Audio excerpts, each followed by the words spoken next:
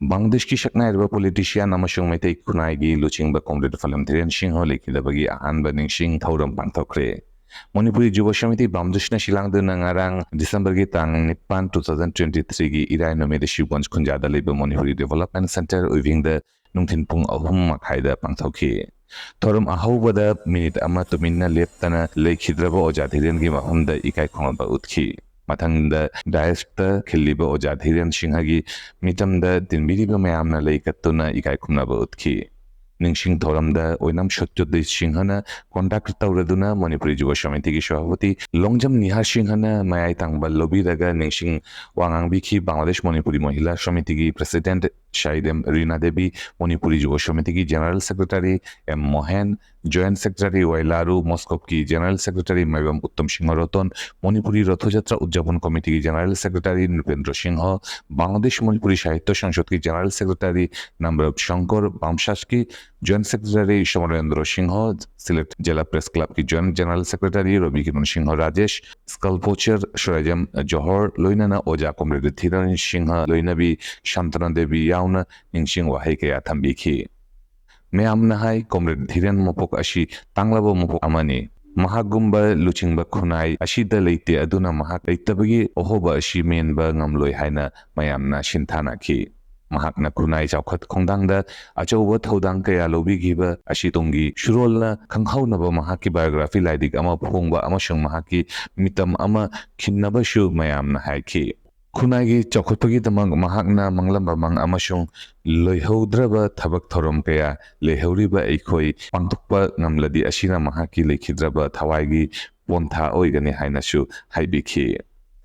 theorem अशीदा Manipuri Yuva Samiti की थौबुरेल ma'am Thongam Pradeep Singh Mutum शिरोजित Singh Kanjia मंगाल Singh Chandrashekhar Singh बदर विद्यामणि Singh Thongam Parimal Singh Maibam Jeyamohan Singh S शिरोजित Singh फो नरेन सिंह शरण सिंह फो धीमान सिंह शिल्पी देवी तंबिशाना देवी S जोली देवी मित्रमणि देवी याउना अते अते मैम थोरम अशीदा शरुकियाखी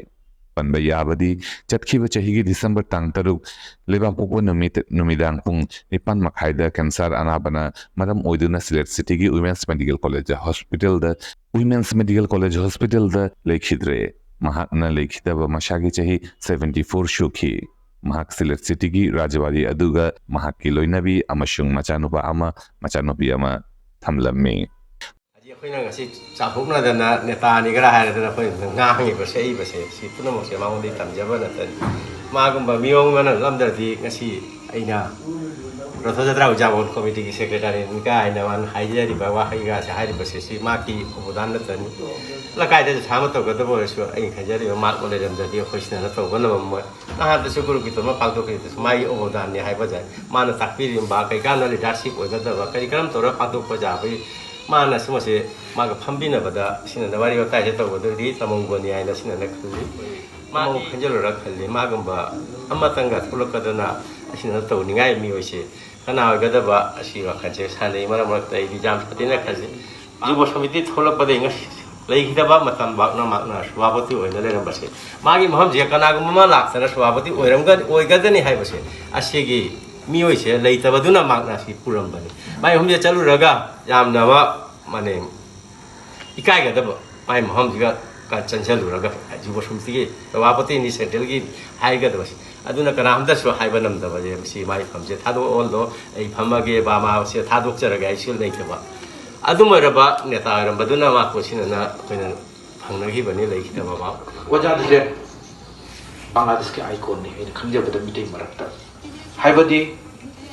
मालेम सिगा कोइ पॉलिटिकल लीडर ओइबा सकनाइरबा मियोया माने महाकुंभ मते मगुन लेरबा मियोइसे मालेम सिगा जामना तांगले महाकना अखोगी प्राइम मिनिस्टर गा लोइनाना मपाना चलुबा इसे अखोइ मिते मनुंगदि हामना ने खंजै माको थागतरि लोइना अखोइसि चौथोनिङाइ नि मिते Moina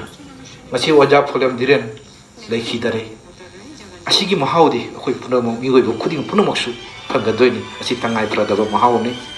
लाइखुआ तांगिबसि अदुबु ngasi mahakna toromba thorom punamakchi haibadi asugumba thou phubiramba miti jati ki tamata mayum ke khangdana samaj ke organization ke akoi miti jati ki chakhat ga da matam lena punchi ma len ki base ati khoi mitei o mitei da jamna tang ai ni khanjai phom ka da magi mabu yaudaba akhoi mitei jati ki organization kya da yaudaba akhoi ki thoram mitei jati ki chakhot khongdang da yaudaba sileram de samlapna haibabu akhoi ki lawai habadi parwa khangde ati khonggang khangde akhoi Manipuri ki mitei ki tradition che nga ka da bana jamna kanna hunaram se asidi kari han thagat kan khangde koi sagordi ki pa pukhi ma pan akhoi ki hari mandir le sibu magi jamna thodan jam chauna le asigumba mi ta bang jamna tang asina